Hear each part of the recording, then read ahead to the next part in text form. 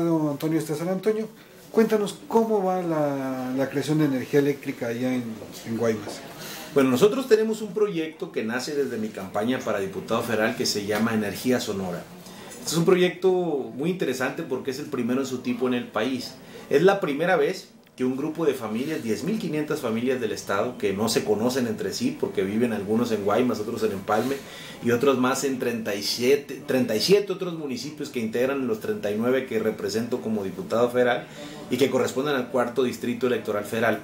Esas familias, yo hice un compromiso con ellos como candidato y les dije, si ustedes me dan la oportunidad de ser diputado federal, uno de mis compromisos, seguramente mi compromiso central, así se llamaba mi campaña, el eslogan de mi campaña era Energía Sonora, uno de mis compromisos es precisamente promover un proyecto que genere energía limpia, en este caso no habíamos dicho si iba a ser con el sol o con el viento, y que la electricidad que genere ese proyecto le pudiera ser acreditada en el recibo de la luz a las familias que se afiliaron al programa Energía Sonora.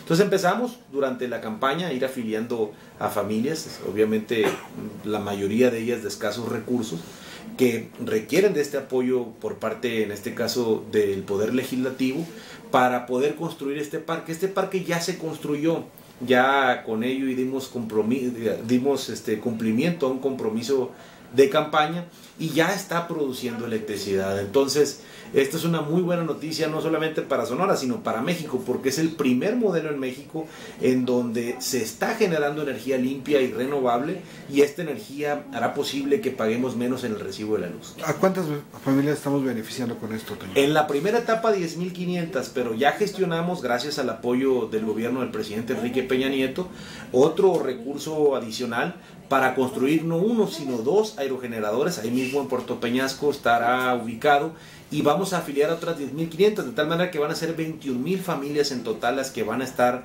produciendo parte de la electricidad que consumen ellos en su casa con el viento, y con ello obteniendo los ahorros. Toño, ¿y esto como en cuánto se verá reflejado en su recibo de luz? Un porcentaje más o menos, ¿en qué porcentaje podría bajar su costo? El compromiso que nosotros hicimos es que cada vivienda recibiera el equivalente a 40 kWh al mes. Para que se den una idea, una vivienda de interés social en nuestro estado consume en promedio alrededor de 150 kWh mensuales. No todos los 150 kWh cuestan lo mismo, es decir, hay kilowatts que se conocen como los básicos y otros los intermedios y otros los excedentes. Entonces, si nosotros sacáramos así a ojo de buen cubero un promedio de lo que pudiera estar generando de ahorro, estaríamos hablando de un ahorro de hasta un 20% en el recibo de la luz. Y digo hasta un 20% porque obviamente si una familia consume 1.500 kWh y le regresas 40, no le vas a generar el ahorro de del 20%. Sin embargo, en promedio, atendiendo a lo que en promedio se consume una vivienda de interés social, que es pues prácticamente la totalidad o casi todas las familias que pertenecen al programa, tienen ese rango de consumo. Entonces estamos hablando de un ahorro de más o menos el 20% en su recibo de luz.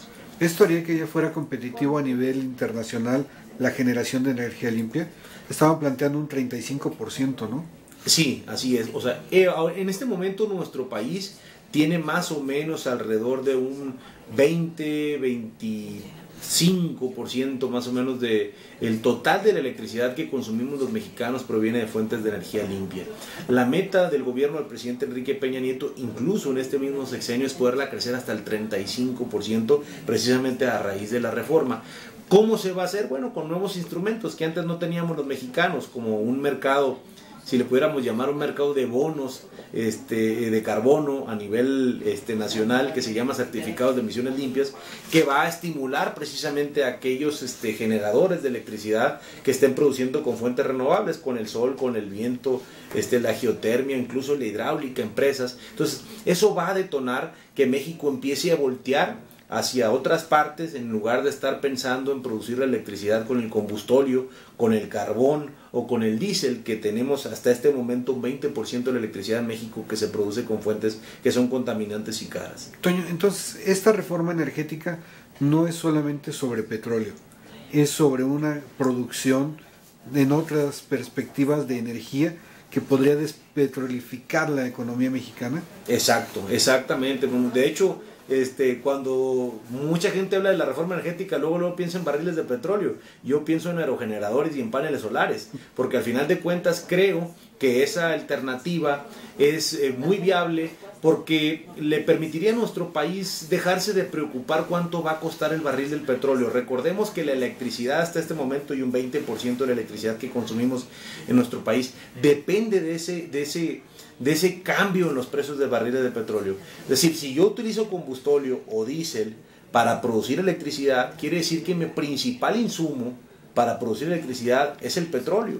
Me sube el petróleo, tengo que subir la luz. Entonces lo que tenemos que buscar son alternativas que no dependan precisamente de los precios internacionales del petróleo, para que estén en condiciones de poder ofertar una tarifa que sea justa, pero además una electricidad que sea limpia. Yo espero que no llegue el día en el que se nos quiera cobrar el metro por segundo de viento o el sol en nuestro país. Pero bueno, si tenemos un insumo como es el sol o el viento o el agua, que no nos cuesta, pues seguramente tendremos la oportunidad de tener energía que sea más limpia y obviamente más barata. Muchas gracias. Gracias.